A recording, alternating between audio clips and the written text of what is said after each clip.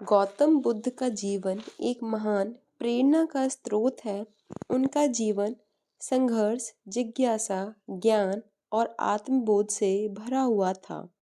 उन्होंने न केवल स्वयं को अज्ञानता और मोह माया से मुक्त किया, बल्कि पूरी दुनिया को भी ज्ञान, शांति और करुणा का मार्ग दिखाया।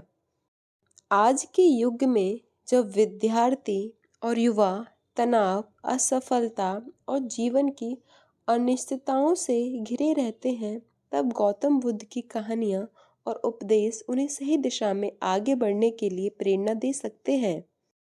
इस लेख में हम बुद्ध के जीवन की एक जिज्ञासापूर्ण और प्रेरणादायक कहानी को विस्तार से समझेंगे, जिससे हर कोई कुछ न कुछ सीख सके।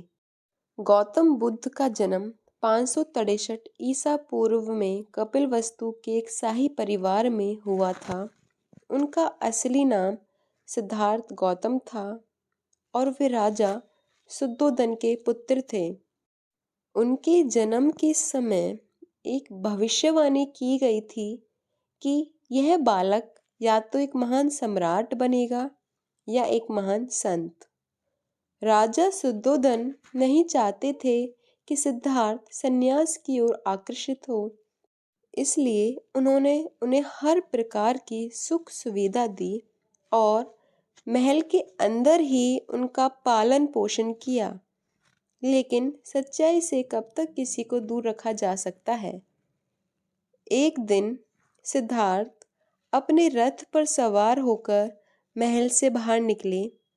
इस यात्रा के दौरान उन्होंने 4 महत्वपूर्ण दृश्य देखे, जिन्होंने उनके जीवन को पूरी तरह बदल दिया।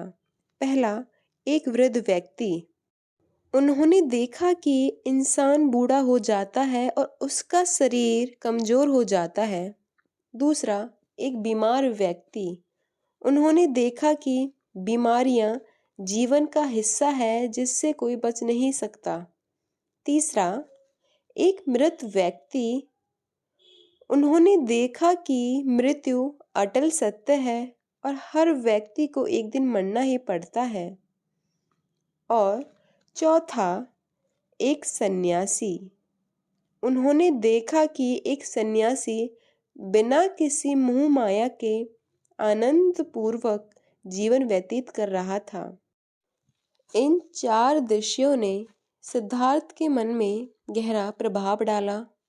उन्होंने सोचा कि अगर सुख दुख, बीमारी, बुढ़ापा और मृत्यु से बचना संभव नहीं है, तो क्या कोई ऐसा मार्ग है जो इन दुखों से मुक्ति दिला सके।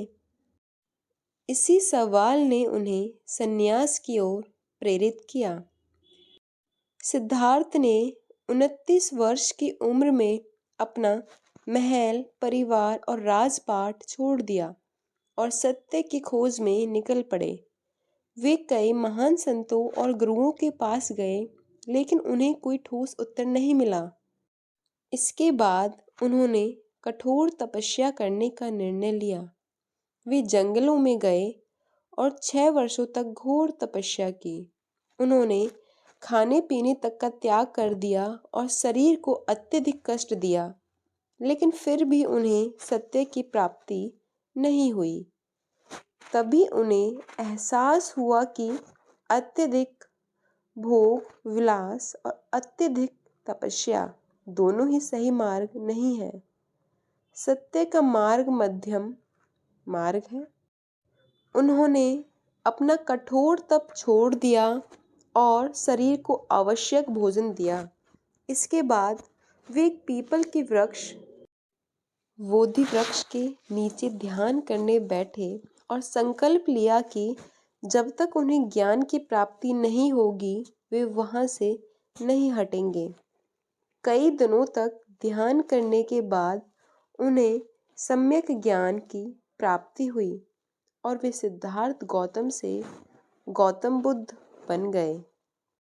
बुद्ध की प्रेरणादायक कहानियाँ जो हमें जीवन की सीख देती हैं। पहली, अंधे व्यक्ति और हाथी की कहानी। सत्य की परिभाषा। एक बार गौतम बुद्ध के पास कुछ व्यक्ति आए और उन्होंने उनसे पूछा, सत्य क्या है? बुद्ध ने एक दृष्टांत सुनाया। 6 अंधे व्यक्ति एक हाथी को छूकर यह बताने की कोशिश कर रहे थे कि हाथी कैसा दिखता है। एक ने हाथी की पूंछ छूकर कहा, हाथी एक रस्सी की तरह है। दूसरे ने हाथी की टांग छूकर कहा, हाथी एक खंबे की तरह है। तीसरे ने हाथी के कान छूकर कहा, हाथी एक सूप पंखे की तरह है। चौथे ने हाथी की सूंड छूकर कहा, हाथी एक मोटे पाइप की तरह है। पांचवे ने हाथी के पेट को छूकर कहा, हाथी एक दीवार की तरह है। छठे ने हाथी के दांत छूकर कहा, हाथी एक नुकीले भाले की तरह है। हर व्यक्ति ने अपनी समझ के अनुसार सत्य बताया, लेकिन असल में हाथी इन सभी चीज़ों से ज़्यादा था। तो इस कहानी से हमें क्या सीख मिलती है? बुद्ध ने समझाया कि सत्य एक नहीं बल्कि कई पहलुओं में होता है। हमें कभी भी अपनी सीमित दृष्टि के आधार पर पूरी सच्चाई का आकलन नहीं करना चाहिए। दूसरी कहानी है क्रोध का उत्तर शांति से देना। एक बार एक व्यक्ति गौतम बुद्ध के पास आया और उन्हें बहुत बुरा भला कहने लगा। वह गुस्से में था और अपशब्द कह रहा था। बुद्ध शांत बैठे रहे और मुस्कुराते रहे। जब वह व्यक्ति चुप हुआ तो बुद्ध ने पूछा, अगर कोई व्यक्ति आपको तोहफा देना चाहता है और आप उस तोहफे को स्वीकार ना करें तो तोहफा किसके पास रहेगा? उस व्यक्ति ने कहा, जिसने तोहफा दिया था उसके पास। बुद्ध बोले, ठीक वैसे ही मैं तुम्हारे क्रोध और अपशब्दों को स्वीकार नहीं करता, वे तुम्हारे पास ही रहेंगे। तो इस कहानी से हमें क्या सीख मिलती है? अगर कोई आपको बुरा कहे तो आपको उस पर प्रतिक्रिया नहीं देनी चाहिए। क्रोध का उत्तर शांति से देना चाहिए। तीसरी कहानी है आधा भरा गिलास, जीवन को देखने का दृष्टिकोण। गौतम बुद्ध के पास एक बार एक व्यक्ति आया और बोला, मैं बहुत दुखी हूँ, मेरे पास कुछ भी नहीं है।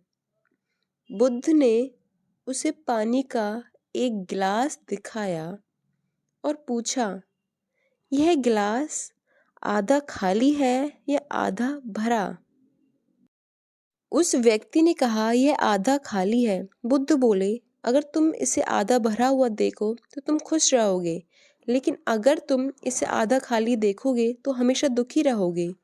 जीवन में हमारे पास जो कुछ भी है, अगर हम उसे सकारात्मक दृष्टिकोण से देखें तो हम सुखी रहेंगे।